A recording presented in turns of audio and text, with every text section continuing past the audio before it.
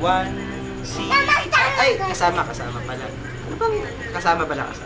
Ay, kasama si Baby Ann sa luneta.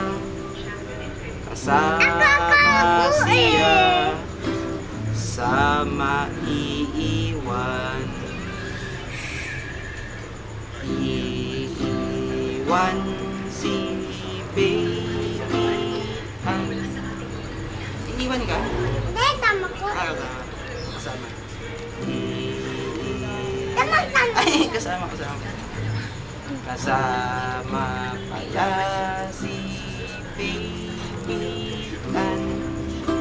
Kasama siya sa maiiwan. tama ko. Kawawa naman yan. Isang araw, pupunta sa luneta si Tita Isa. Ako. Kasama ni Tita Isa. Si Tita Jo. Ako. Sino kaya ang bubuhatin ni Tita Jo?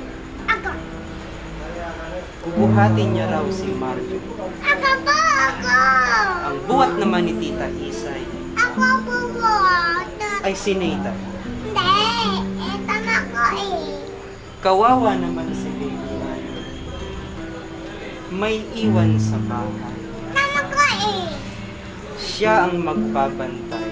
Nakumpagay ako. Bantay ng kanilang bahay.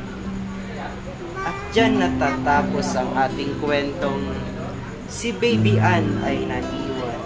Tama ko eh. Kawawang Baby Ann. Iniwan sa tahanan. Tama ko eh. Kawawa naman.